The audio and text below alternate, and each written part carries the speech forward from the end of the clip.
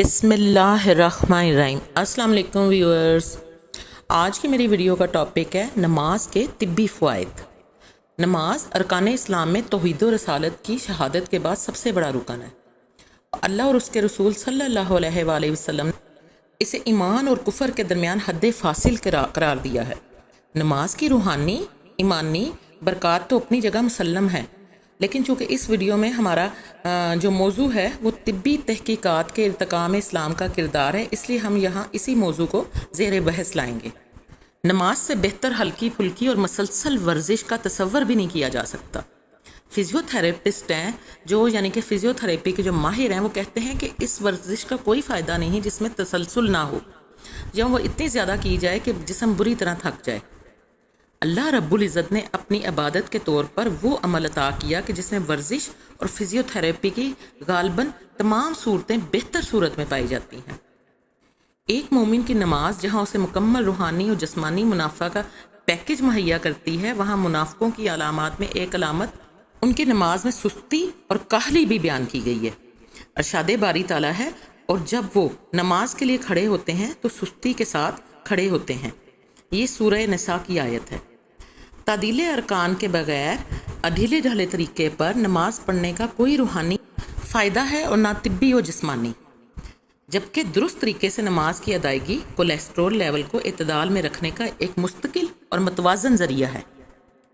قرآنی احکامات کی مزید توضیح سرکار مدینہ صلی اللہ علیہ وآلہ وسلم کی اس حدیث مبارکہ سے بھی ہوتی ہے، بے شک نماز میں شفا ہے۔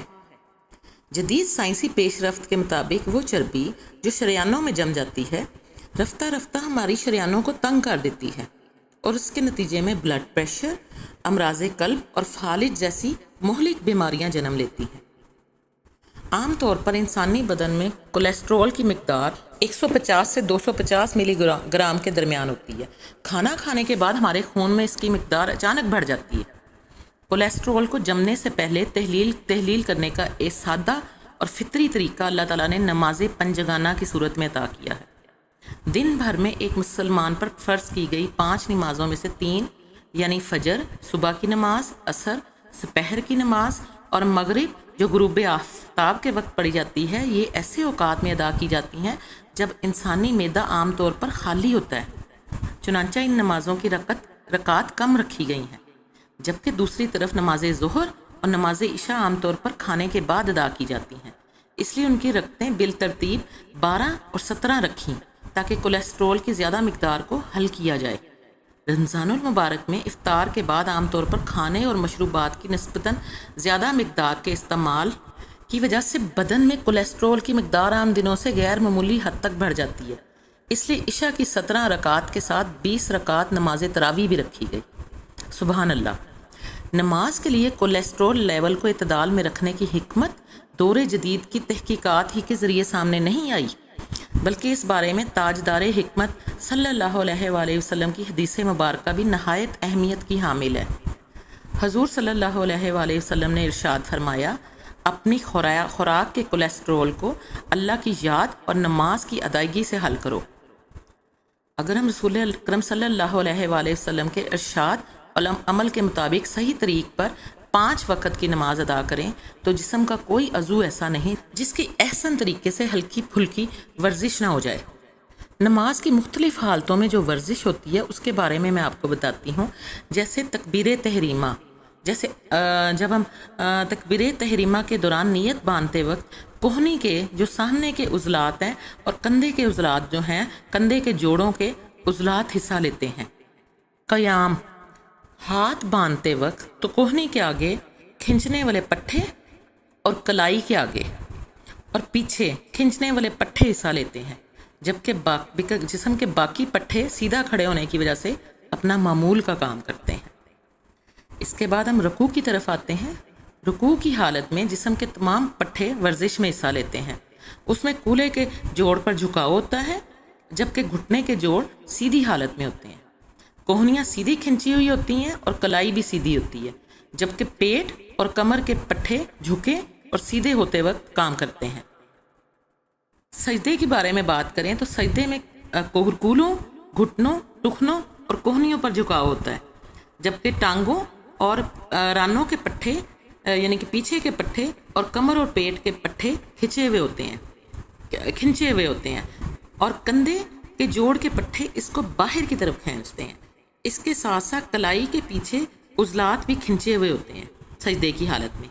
سجدے میں مردوں کے برخلاف عورتوں کے لیے گھٹنوں کا چھاتی سے لگانا احسن ہے۔ یہ بچے دانی کے پیچھے گرنے کے عارضے کا بہترین علاج ہے۔ سجدہ دل و دماغ کو خون کی فراہمی کے لیے نہایت ہی موزوں عمل ہے۔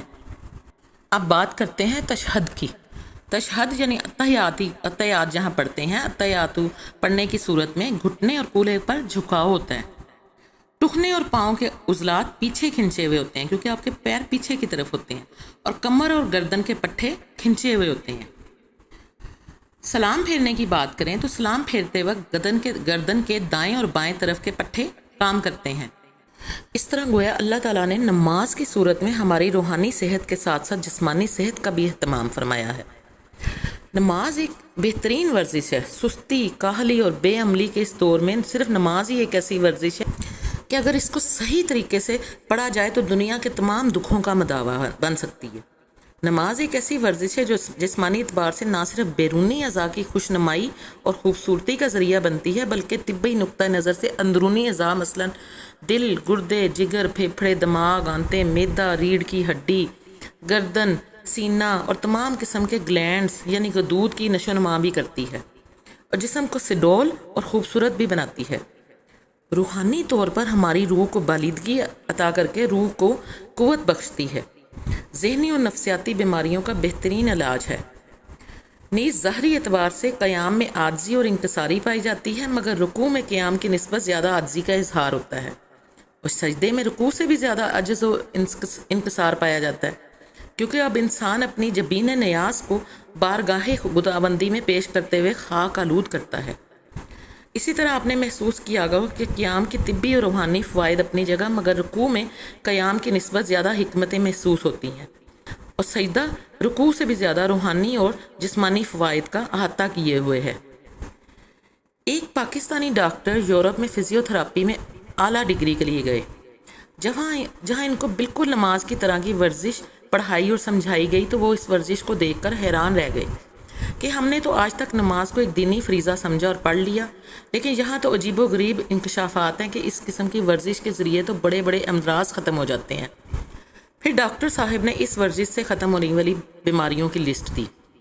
نمبر 1 دماغی امراض، نمبر 2 اعصابی امراض، نمبر 3 نفسیاتی امراض، نمبر 4 بے سکونی، ڈپریشن اور بے چینی جیسے امراض، نمبر 5 دل کے امراض، نمبر 6 جوڑوں کے امراض، نمبر 7 یورک ایسڈ سے پیدا ہونے والے امراض، نمبر 8 معدے اور السر کی شکایات، نمبر 9 شوگر اور اس کے ماں بعد اثرات، نمبر 10 آنکھوں اور گلے کے امراض۔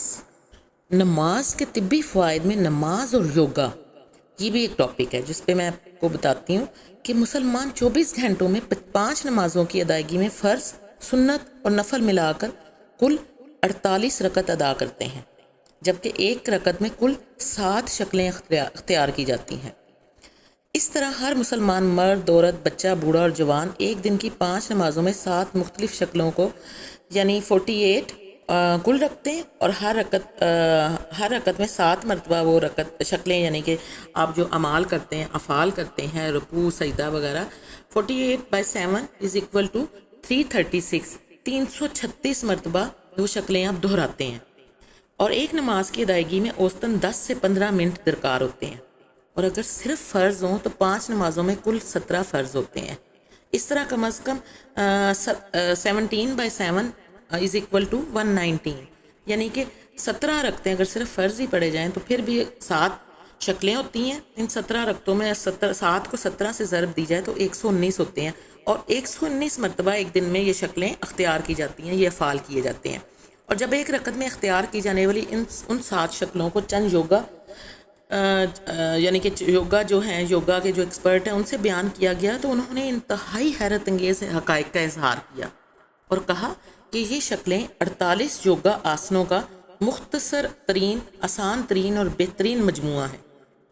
یوگا انسان کی تمام روح پر حاوی ہے۔ اور ایک رکعت میں اختیار کی جانے والی یہ 7 شکلیں انتہائی تخلیقی اور قدرتی ہیں۔ اگر یہ حرکات کے ٹھیک ٹھیک پورے شعور اور ذہانت کے ساتھ اور ایک وضع سے دوسری وضع میں تبدیلی آہستہ آہستہ اصول شریعت کے عین مطابق ہو تو نہ صرف یہ ہر عضو کو تازگی بخشتی ہیں بلکہ ہماری روح کو بالیدگی اور قوت عطا کرتی ہیں۔ المختصر، نماز میں جو فائدہ مضمر ہے ان سے بے خبر ہو کر بھی اگر نماز کا عمل جاری رہے تب بھی وہ مجموعی طور پر انسانی زندگی کے بہتر بنانے کی طرف اپنا عمل جاری رکھتی ہے۔ مزید یہ کہ یوگی ماہرین نے نماز کو سائنس کی مشق کا بالکل آسان طریقہ قرار دیا ہے۔ اس میں 3 مقام خاص طور پر بیان کرتے ہیں۔ نمبر 1، قیام، اور اس میں سجدہ کی جگہ نگاہ کا ارتکاز، یعنی قیام میں حکم دیا گیا ہے کہ آپ سجدہ پر دیکھیں اور سجدہ کی جگہ نگاہ کا ارتکاز یعنی کہ نگاہ کا سجدہ کی جگہ پر ہونا۔ نمبر 2، رکوع میں پاؤں کی جگہ نگاہ کا ارتکاز، یعنی رکوع میں جب کھڑے ہوں تو پاؤں کی جگہ نگاہ کو رکھیں، یعنی کہ اس کی طرف نظر رکھیں۔ اور نمبر 3 ہے سجدے میں سانس کا ارتکاز۔ صلاۃ محض جسمانی اعضاء کی حرکت اور مخصوص الفاظ دہرانے کا نام نہیں ہے۔ نماز میں قیام، رکوع و سجود اور تلاوت جسمانی وظیفہ ہے اور اللہ کی طرف رجوع کرنا روحانی وظیفہ ہے۔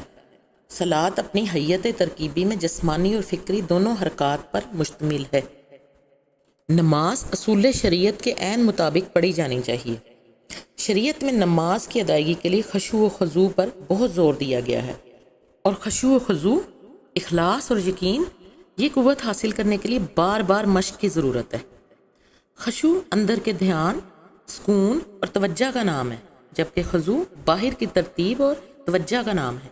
یہی دونوں چیزیں ٹیلی پیتھی، ہیپناٹزم میں اور یوگا میں مطلوب ہیں، اور یوں یہ سب مل کر علاج انسانی بن جاتا ہے۔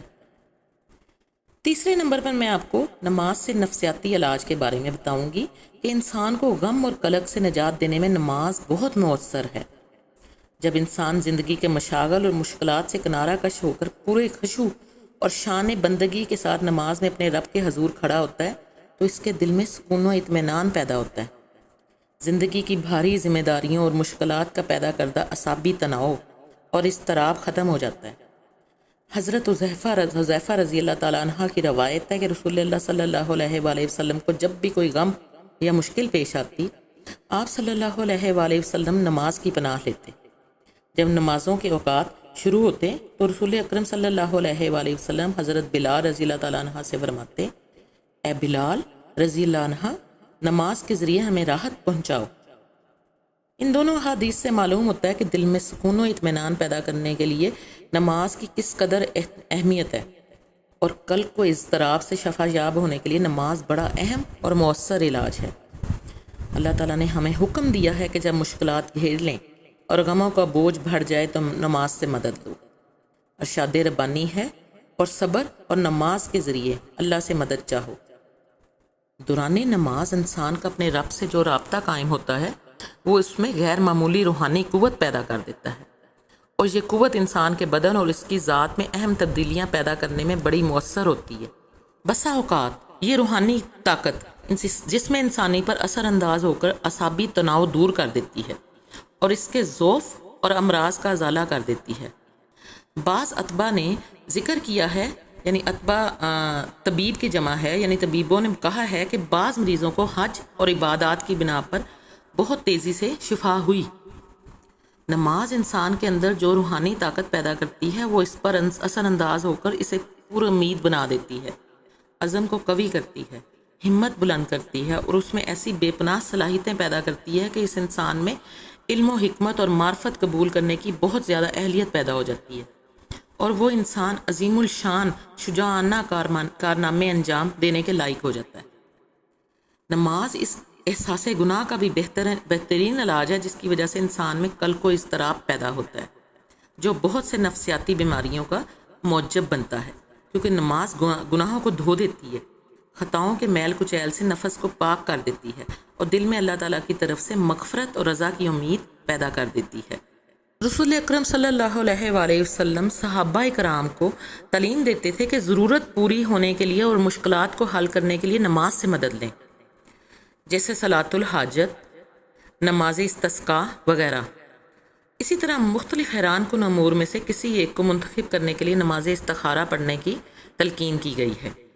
حافظ ابن قیم الطب نبوی میں نماز کے فوائد بیان کرتے ہوئے لکھتے ہیں کہ نماز دل کو فرحت اور قوت پہنچاتی ہے، دل میں بہجت اور لذت پیدا کرتی ہے۔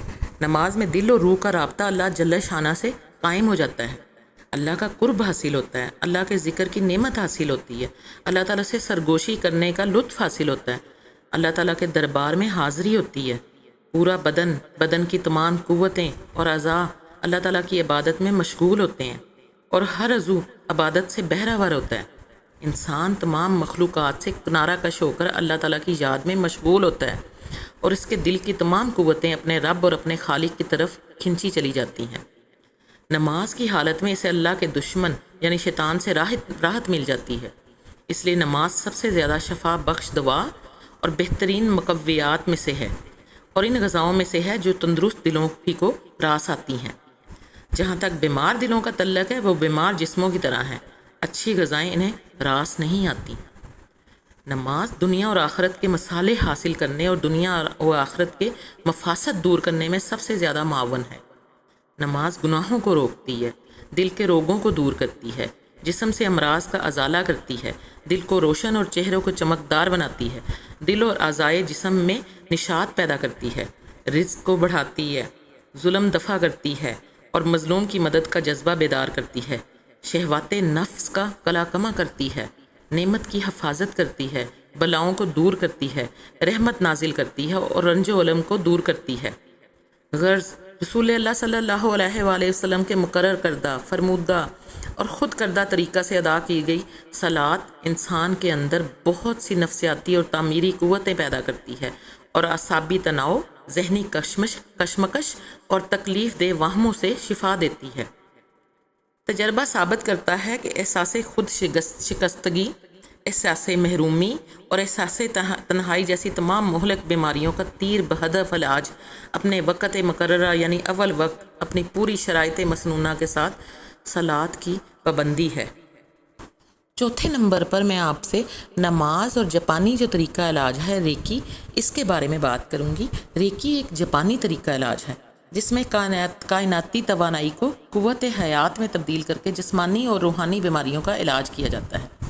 ماہرین نفسیات کے مطابق انسانی دماغ کی 4 سٹیجز ہوتی ہیں، یعنی 4 حالتیں ہوتی ہیں۔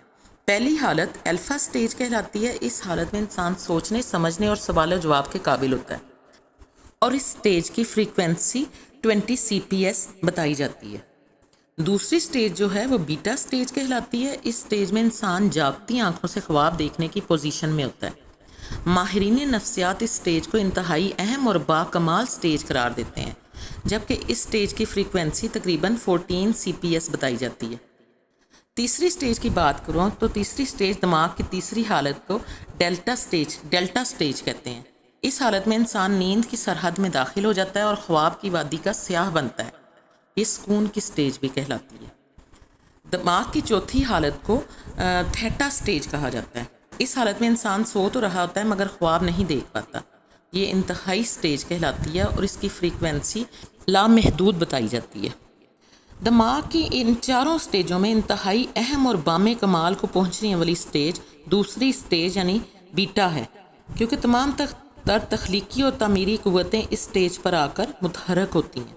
اب میں آپ کو یہاں پر ایک انتہائی حیران کن حقیقت کا بتاتی ہوں کہ امریکہ میں 20ویں صدی کے آخری اشروں میں انسانی دماغ کی فریکوینسی چیک کرنے والی ایک مشین ہے جس کو کہ سیلیفلوگرافک مشین کہا جاتا ہے۔ اس کے ذریعے نماز پڑھنے والے شخص کے دماغ کی فریکوینسی کو جب چیک کیا گیا تو معلوم ہوا کہ نماز شروع کرنے سے قبل فریکوینسی 20 CPS تھی، مگر جب اس شخص نے نماز کا آغاز کر دیا تو اس کی دماغی فریکوینسی میں کمی ہونا شروع ہو گئی، جو چند سیکنڈز میں کم ہوتے ہوتے بالآخر 14 CPS یعنی 14 CPS یعنی بیٹا سٹیج پر آ کر رک گئی، اور پھر یہی سٹیج نماز کے اختتام پر تک برقرار رہی۔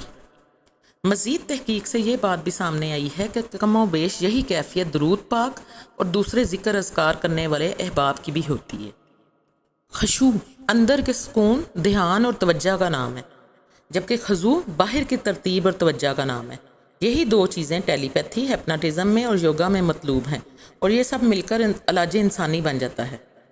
یہاں یہ بات قابل ذکر ہے اور قابل غور ہے کہ اگر نماز میں دماغی سطح بیٹا سٹیج یعنی انتہائی اہم سٹیج پر رہتی ہے اور انسان کائناتی توانائی کے قریب ترین ہوتا ہے، تو اس سے بڑا معجزاتی عمل اور کیا ہوگا؟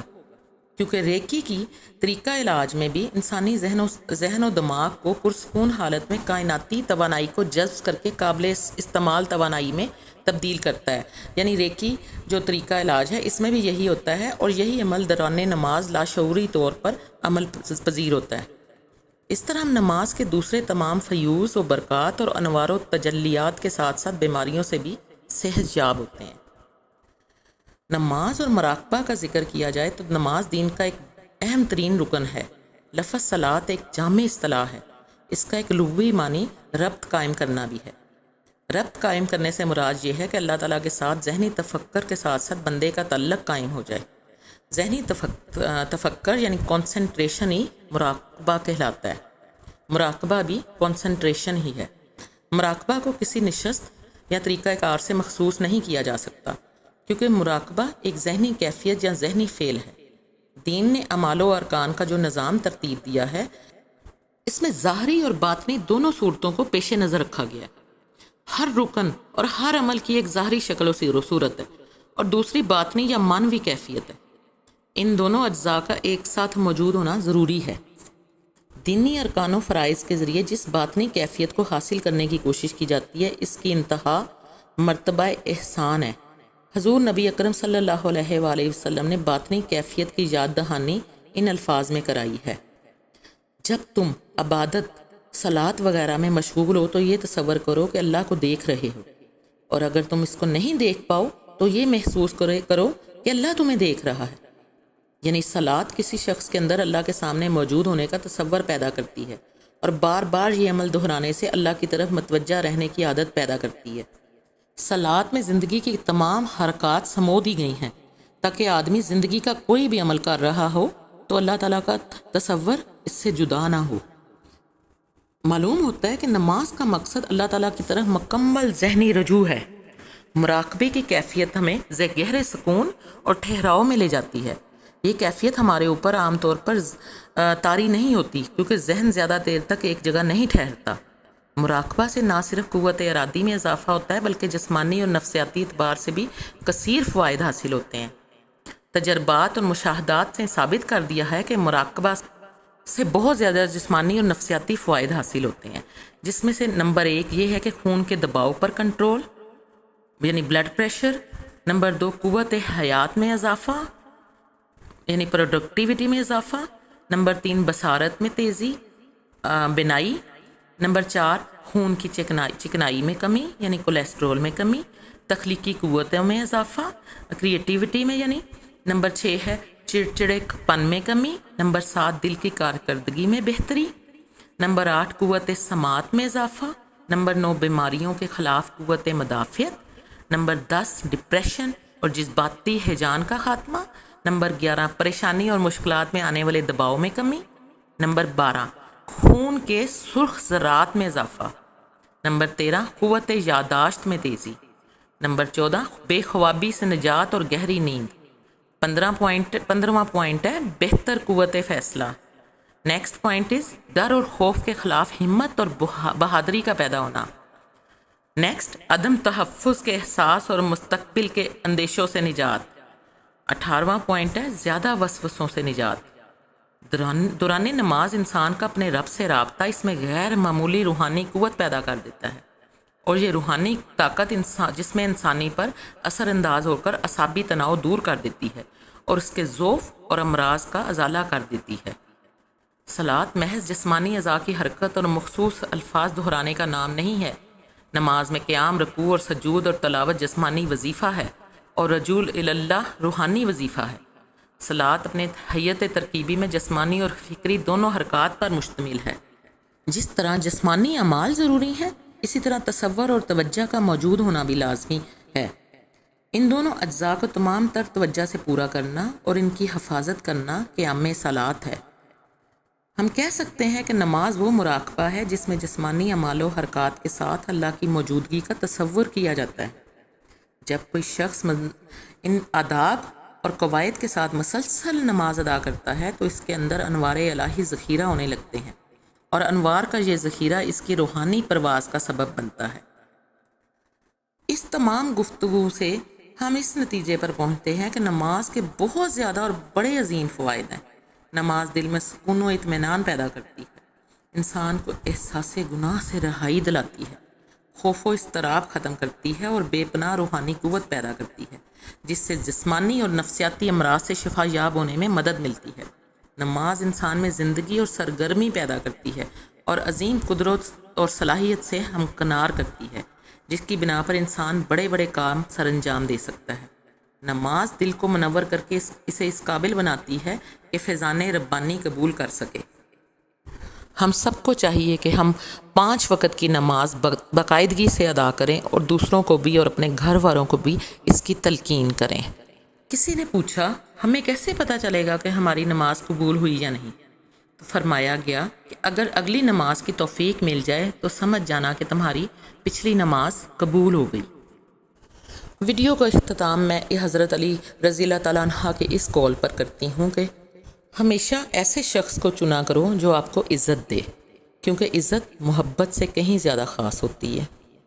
میری یہ کاوش اگر آپ کو پسند آئی ہو تو اسے لائک کر دیجیے گا، میرے چینل کو سبسکرائب کر دیجیے گا، اپنا اور گرد و نواح کے لوگوں کا بہت خیال رکھیے گا۔ خاص طور پر سب سے پہلے آپ نے اپنے گھر والوں کا خیال رکھنا ہے۔ اپنی دعاؤں میں سب کو یاد رکھیے گا۔ جزاک اللہ، اللہ حافظ۔